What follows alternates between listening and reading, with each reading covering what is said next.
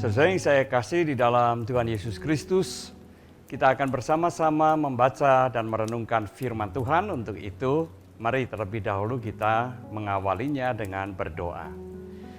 Segala hormat dan puji syukur kami naikkan kepadamu ya Tuhan, jikalau kami akan membaca dan merenungkan firman-Mu pada saat ini, biarlah Tuhan sendiri yang membimbing dan memimpin kami. Di dalam Kristus kami berdoa. Amin. Bacaan Alkitab yang akan kita baca dan kita renungkan bersama terambil dari Injil Yohanes pasal 12 ayat yang ketiga yang berbunyi demikian.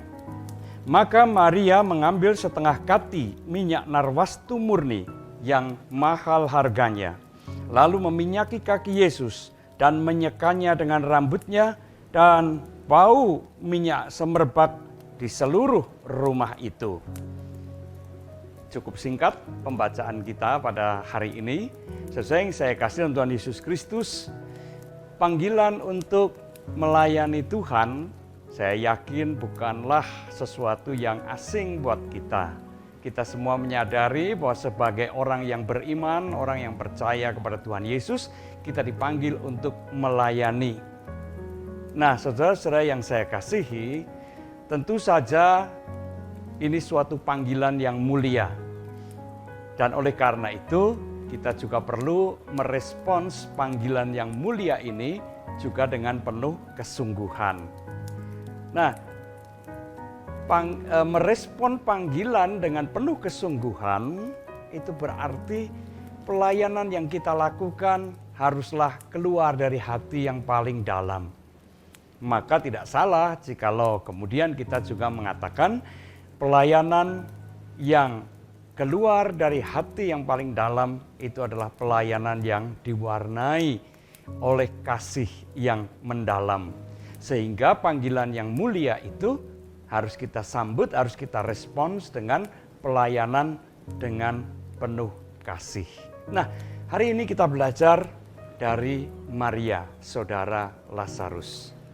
Dikatakan dalam bacaan kita, ketika Yesus berada di Betania, Maria mendatanginya dengan membawa satu botol atau satu guci berisi minyak narwastu murni. Kurang lebih dikatakan setengah kati. Nah, berapa itu setengah kati? Satu kati itu sama dengan 600 gram. Sehingga setengah kati itu sama dengan 300 gram atau 300 mililiter. Terus yang saya kasih, kalau kita membeli parfum biasanya paling banyak-banyaknya juga 100 mili. Ya. Maria membawa 3 kali lipat dari itu, 300 mili, dan kemudian minyak itu dituangkan ke kaki Yesus. Sebelum itu, sesuai yang saya kasihi, berapa sih harganya menurut Yudas Iskariot? Minyak setengah kati itu senilai 300 dinar. Kalau upah pekerja satu hari itu 1 dinar, maka harga minyak narwastu murni sebanyak 300 mililiter itu hampir sama dengan upah kerja selama 1 tahun. Bukan barang murah. Nilai yang sangat tinggi, sangat besar. Sesuai yang saya kasih Tuhan Yesus Kristus, kemudian Maria menuangkan seluruh minyak itu ke kaki Yesus. Itu sebabnya tidak heran kalau dikatakan juga seluruh isi rumah sampai berbau wangi, ya, tercium dimanapun karena 300 mili langsung dituang. Itu tidak main-main.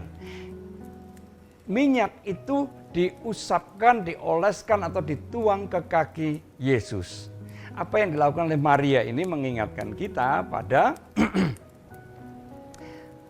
apa yang dilakukan oleh Tuhan Yesus sebelum perjamuan malam terakhir, yaitu ia membasuh kaki murid-muridnya.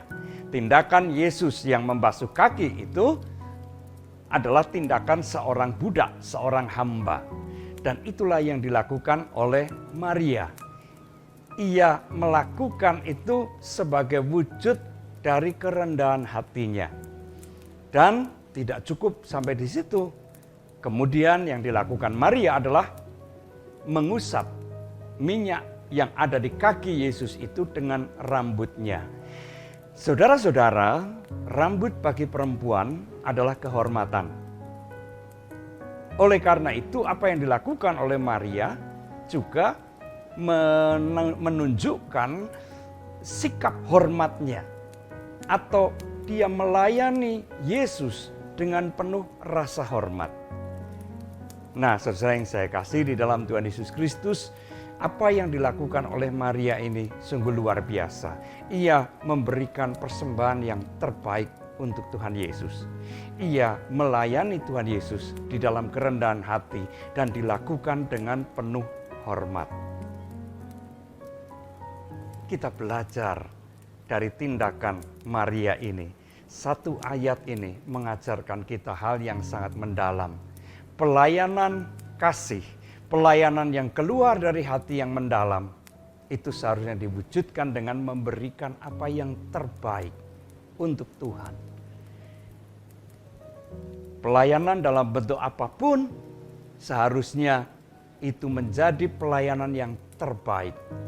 Kalau kita memberikan persembahan berupa sebagian dari uang kita, maka mestinya itu bukan sumbangan. Persembahan tidak sama dengan sumbangan. Persembahan itu adalah persembahan syukur, memberikan yang terbaik. Kita juga melakukan itu dengan penuh kasih, dengan penuh kerendahan hati, dan juga dengan penuh rasa hormat. Kalau kita mampu melakukan hal-hal yang lain, kita senang dengan pelayanan pujian. Apakah kita sudah memberikan yang terbaik untuk Tuhan? Atau kita memberikan yang asal-asalan? Tentu saja tidak demikian. Jikalau kita melayani dengan penuh kasih, maka kita berusaha untuk memberikan yang terbaik yang dapat kita berikan. Begitu juga dengan pelayanan-pelayanan yang lain. Setiap kita dipanggil untuk menyambut panggilan mulia dari Allah dengan penuh kesungguhan. Pelayanan yang keluar dari hati yang paling dalam, pelayanan kasih. Dan itu berarti memberikan yang terbaik, memberikan dengan penuh kerendahan hati, dan dengan penuh rasa hormat. Amin. Mari kita berdoa. Terima kasih ya Tuhan, Engkau telah mengajarkan dan mengingatkan kepada kami bagaimana kami harus merespons, menyambut panggilan Tuhan untuk melayani Engkau. Meteraikan firman-Mu dan ajarkan kepada kami untuk melayani dengan penuh kesungguhan, mempersembahkan yang terbaik, mempersembahkan dengan penuh kerendahan hati, dan mempersembahkan dengan penuh rasa hormat. Terima kasih Bapa, di dalam Kristus kami berdoa. Amin.